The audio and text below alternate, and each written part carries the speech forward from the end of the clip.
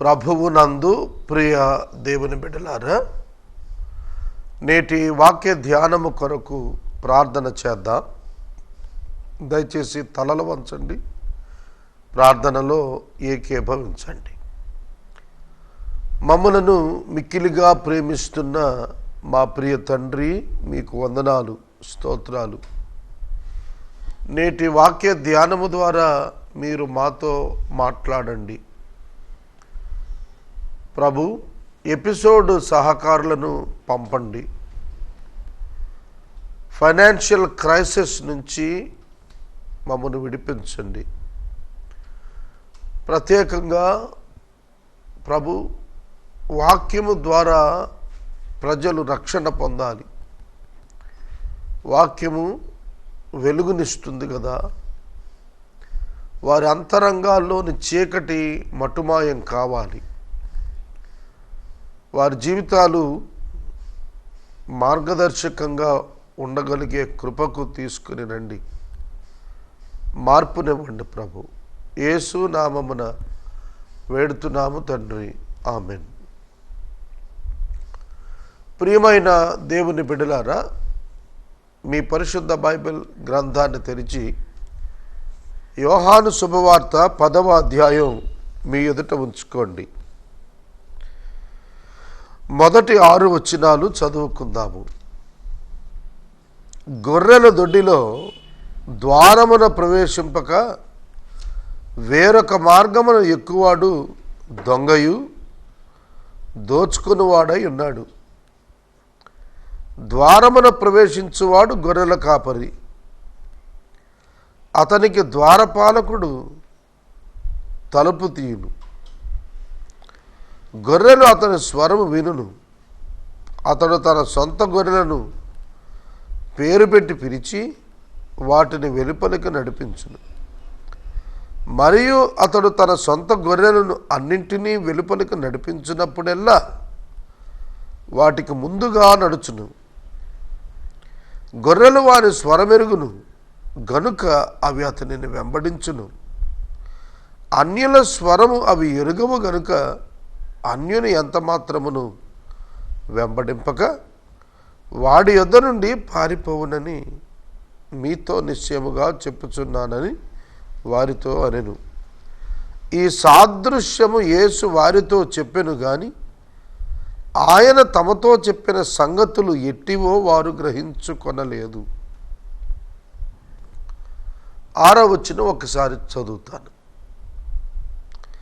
ఈ సాదృశ్యము యేసు వారితో చెప్పెను గాని ఆయన తమతో చెప్పిన సంగతులు ఎట్టివో వారు గ్రహించుకొనలేదు. This figure of speech Jesus used with them, but they did not understand what he was saying to them. Figure of speech, సాదృశ్యము, సాదృశ్యము, పోలిక, ఎగ్జాంపుల్, ఉదాహరణగా చెబుతున్నాడు. సాదృశ్యంగా, వివరణాత్మకంగా, తెలుసుకునేటట్లుగా వివరిస్తున్నాడు. ఏమని వివరిస్తున్నాడు? వారికి ఉపమాన రీతిగా చెబుతున్నాడు. తెలుసుకోవటానికి అనువుగా చెబుతున్నాడు. ఏమని చెబుతున్నాడంటే, ఒక గొర్రెల దొడ్డి ఉన్నది, దానికి ఒక కాపరి ఉన్నాడు. ఆ కాపరి మార్గమున ఎక్కుతాడు లోపలకు. ఆ గొర్రెల దొడ్డికి ద్వారపాలకుడు ఉంటాడు, డోర్ కీపర్.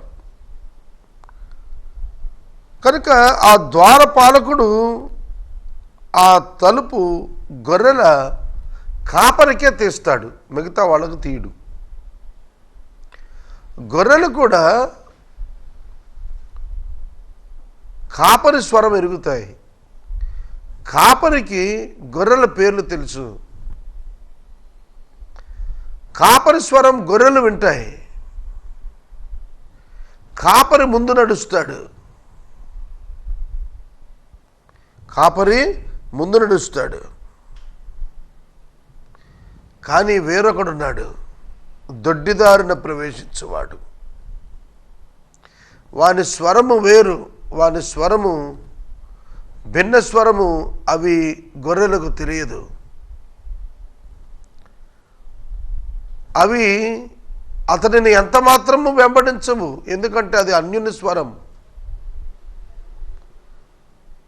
ఈ ఉదాహరణ చెప్పుకుంటూ వచ్చాడు. మరియు అవి పారిపోతాయి వాని యొద్ద నుండి. ఏం చెప్పాలనుకున్నాడు యేసుప్రభు? ఏమని చెప్పాలని ఆశపడుతున్నాడు? గొర్రెలు పోవు ద్వారమును నేనే. నాకు ముందుగా వచ్చిన వారు దొంగలు దోచుకునేవారు. గొర్రెలు వారి స్వరం వినలేదు. నేనే ద్వారమును. నా ద్వారా ఎవడైనా లోపల ప్రవేశిస్తూ వాడు రక్షించబడతాడు. లోకలు పోతూ బయటకు వస్తూ ఉంటాడు. దొంగతనం, హత్య, నాశనం చేయటానికి వస్తాడు. గొర్రెలకు జీవం కలగటానికి సముద్రుడిగా ఇచ్చుటకు నేను వచ్చాను. నేను గొర్రెలకు మంచి కాపరిని. గొర్రెల కొరకు ప్రాణం పెడుతున్నాను. జీతగాడు గొర్రెల కాపరి గాడు గనుక గొర్రెలు తనకు కానందున తోడేలు వచ్చిన చూచి గొర్రెలను విడిచిపెట్టి పారిపోతాడు. తోడేలు గొర్రెలను పట్టి చెదరగొడుతుంది. జీతగాడే గనక గొర్రెల గురించి లక్ష్యము చేయక పారిపోతాడు. నేను గొర్రెల మంచి కాపరిని. తండ్రి నన్ను ఎలాగును ఎరుగునో నేను తండ్రిని అలాగను ఎరుగుదును. అలాగే నేను నా గొర్రెలను ఎరుగుదును. నా గొర్రెలు నన్ను ఎరుగును. మరియు గొర్రెల కొరకు నా ప్రాణం పెట్టుచున్నాను. ఇది అక్కడ చెప్పుకొచ్చాడు. చాలా సులువుగా అర్థమవుతోంది. ఏమిటంటే యేసుక్రీస్తు ప్రభువు గొర్రెలకు మంచి కాపరి. దేవుడు ఆయనను పంపాడు.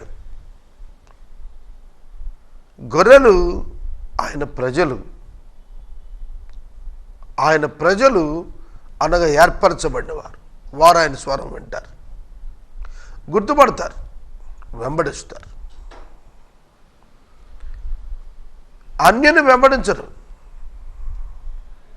అన్యని వెంబడించరు. ఈ మాట ప్రభువు చెబుతున్నాడు. ఆనాటి యూదులు ఆయనను గుర్తుపట్టలేదు. సహోదరుడా, సహోదరి, వారి అవిశ్వాసము చేత వారు ఆయనను గుర్తుపట్టలేదు. గొర్రెలైతే గుర్తుపడతాయి కాపరిని, కానీ మీరు గుర్తుపట్టలేదు. యేసుక్రీస్తు ప్రభువు ఈ లోకానికి వచ్చినటువంటి దేవుని కుమారుడు. ఆయన స్వరము సుపరిచితం. అది ఇదివరకు వచ్చినదే, క్రొత్తది కాదు. The words of Jesus confirms the Old Testament scriptures. పాత నిబంధన గ్రంథములోనివి ఆయన ధృవీకరిస్తున్నాడు. ఆయన కొట్టివేయటం లేదు. ఆయన వాటిని కన్ఫర్మ్ చేయటానికి వచ్చాడు. యూదులు ఆయనను గుర్తుపట్టలేకపోయారు.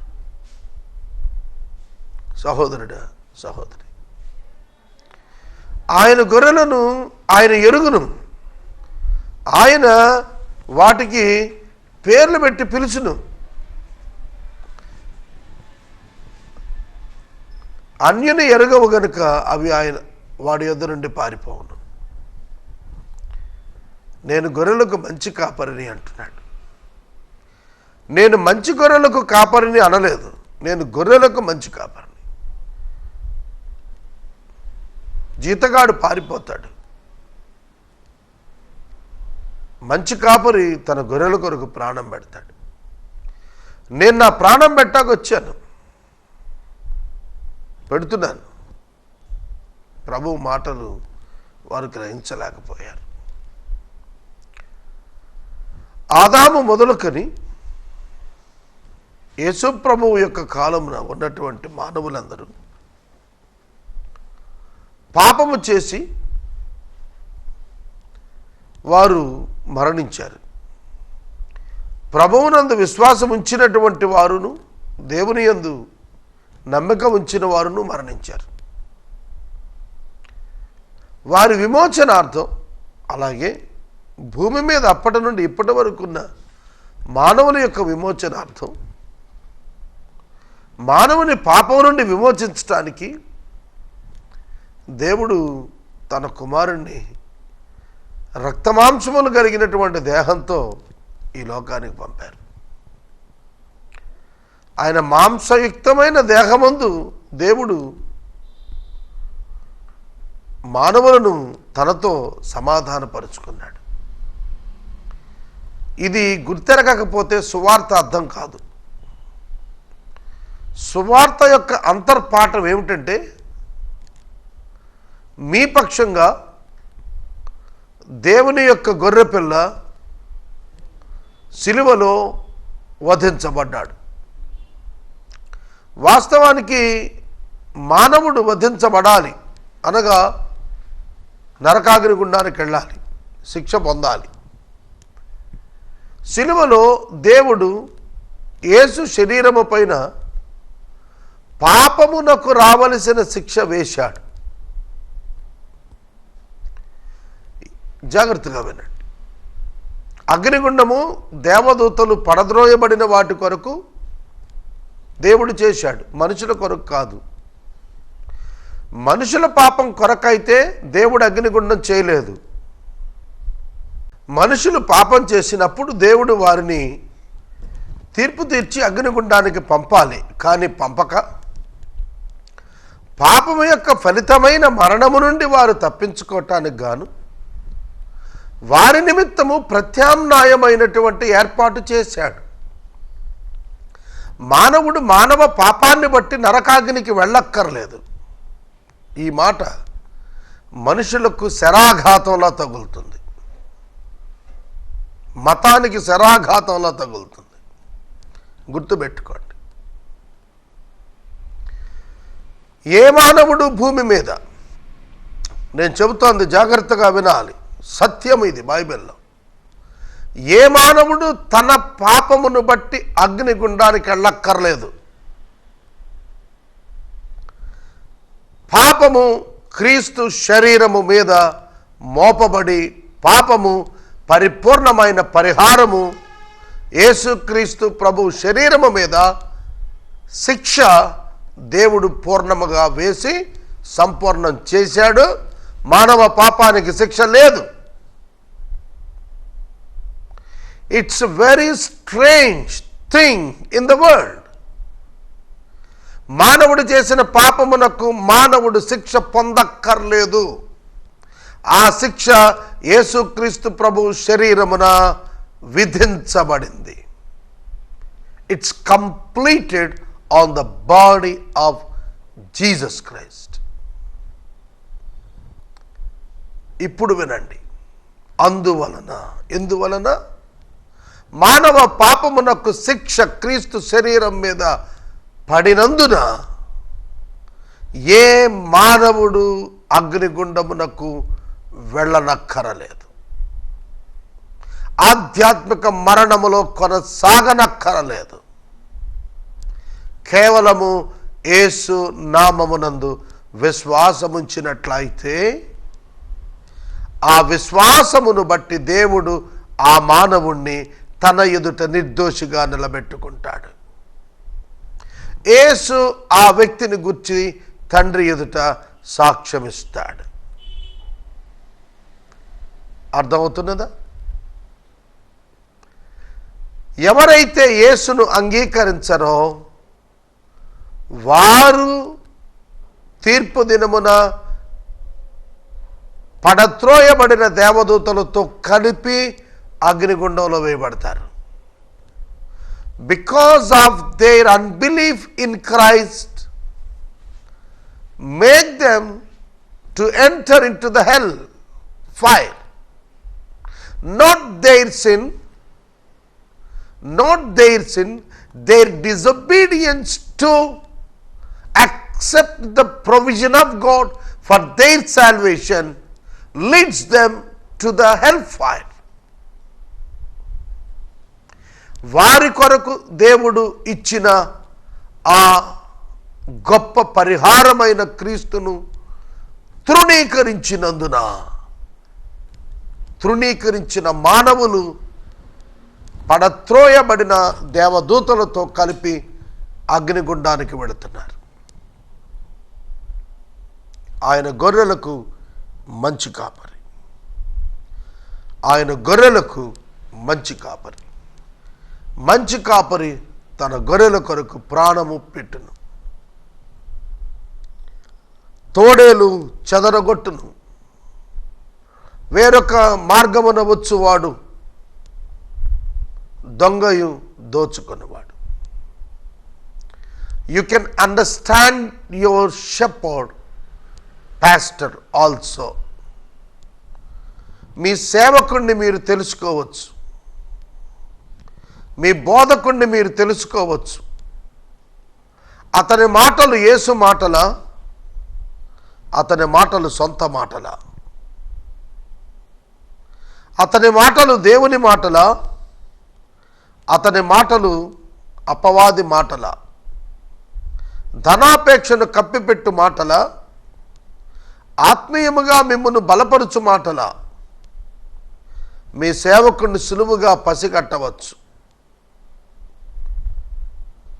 మిమ్మలను ప్రేమించి పోషించుటకు వచ్చిన సేవకుడా,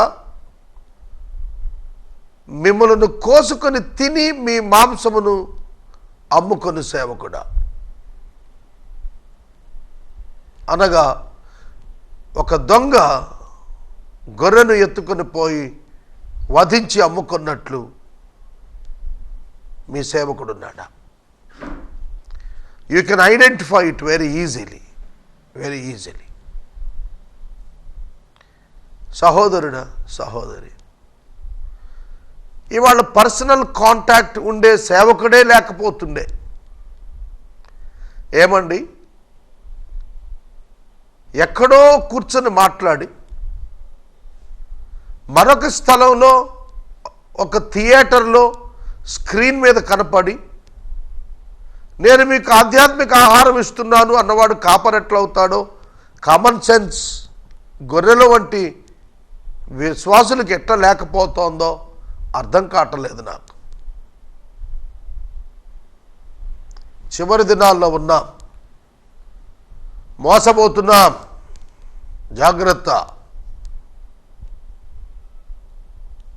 తోడేళ్లు ప్రవేశించాయి, నీళ్లు జల్లి పాప పరిహారం అంటున్నారు. గొర్రెలు వెంబడిస్తున్నాయి, తోడేళ్లను వెంబడిస్తున్నాయి.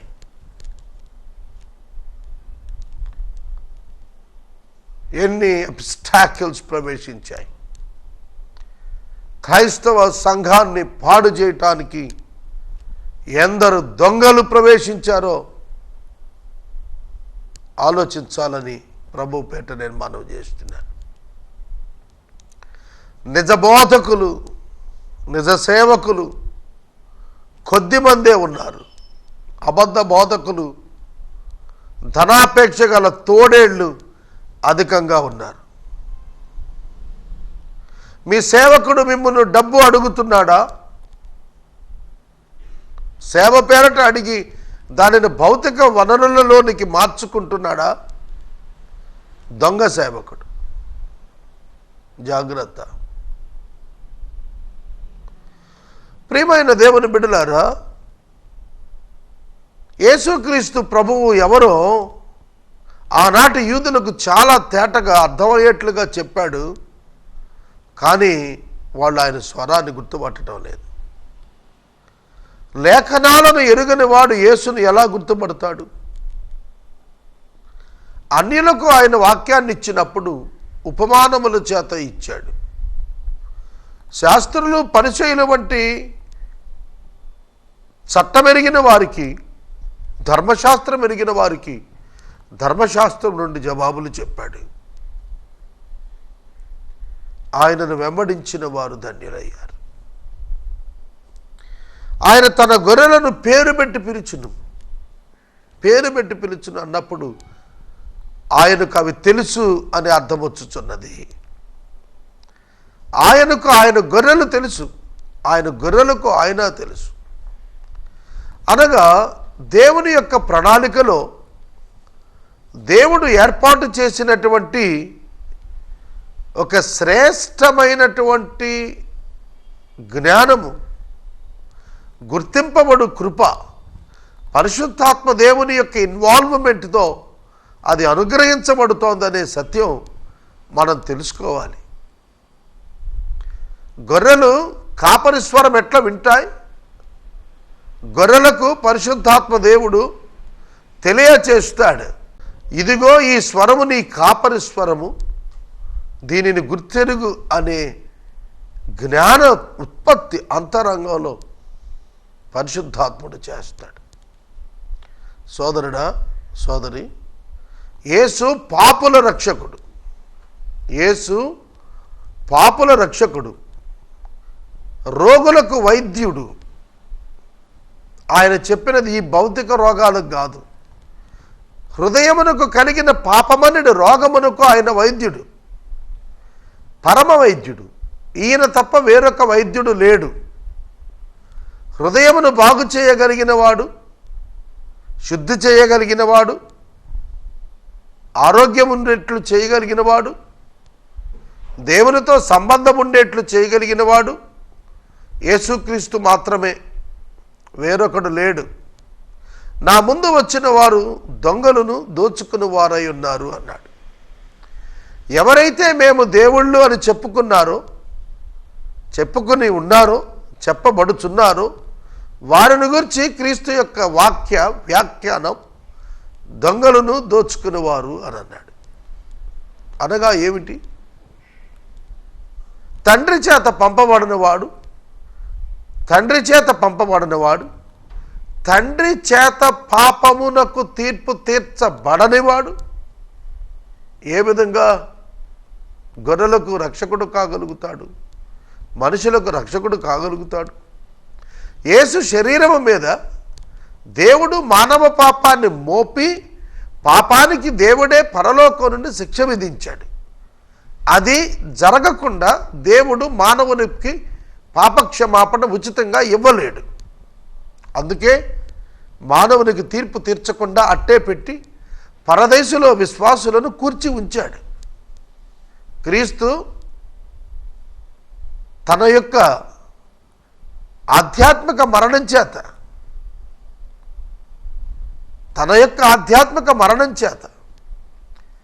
మన యొక్క ఆధ్యాత్మిక మరణాన్ని నశింపజేశాడు.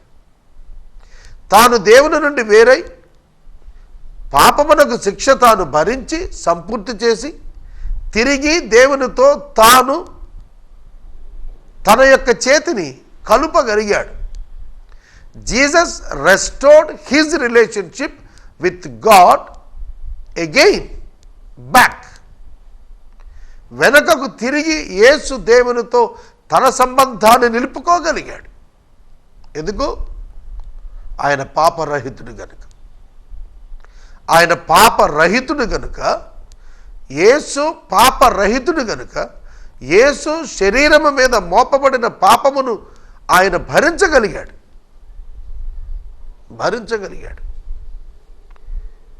ఈ నిజ సత్యం, ఈ నిజం మీకు తెలియకపోతే యు కాంట్ ట్రస్ట్ ద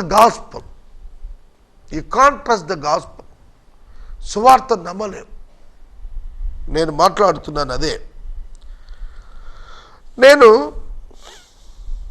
14వ వచనం వరకు చదివాను. నేను గొర్రెలకు మంచి కాపరిని, తండ్రి నన్ను ఎలాగ ఎరుగునో నేను అలాగనే తండ్రిని ఎరుగుదును. నా గొర్రెలను నేను ఎరుగుదును మరియు గొర్రెల కొరకు ప్రాణం పెడుతున్నాను. ఈ దొడ్డివి కాని వేరే గొర్రెలు నాకు కలవు, వాటిని కూడా నేను తోడుకొని రావలను. అవి నా స్వరము వినును, అప్పుడు మంద ఒక్కటియు గొర్రెల కాపరి ఒక్కడియు అగును. వేరొక దొడ్డివి అన్యజనులు, గొర్రెల దొడ్డి యూదులు, వేరొక దొడ్డివి అన్యజనులు, వేరొక దొడ్డి గొర్రెలున్నవి, అవి కూడా నేను తోలుకొని రావలను. అప్పుడు 2 మందలుండవు, ఒకే మంద ఉంటుంది. వేరొక గొర్రెలు, వేరొక దొడ్డి అన్యజనాంగము. ఎప్పుడైతే ఈ యూదులు అనేటువంటి గొర్రెల దొడ్డి అందలి గొర్రెలు యేసును తృణీకరించినవో, యేసు అన్యజనులకును రక్షణ ఇచ్చుటకు ఒక ప్రత్యేకమైనటువంటి కృపాకాలాన్ని ఏర్పరిచారు. కృపాకాలంలో అన్యులలో నుండి దేవుని యొక్క గొర్రెల యొక్క సంఖ్య సంపూర్ణం కావాలి. అప్పుడు ఆయన తిరిగి వస్తారు. 2 మందలు కాక ఒకే మందగా ఉంటాం. మనం ఒకే మందగా నూతన భూమి, నూతన ఆకాశము మీద మనం చేర్చబడతాం, కూర్చబడతాం.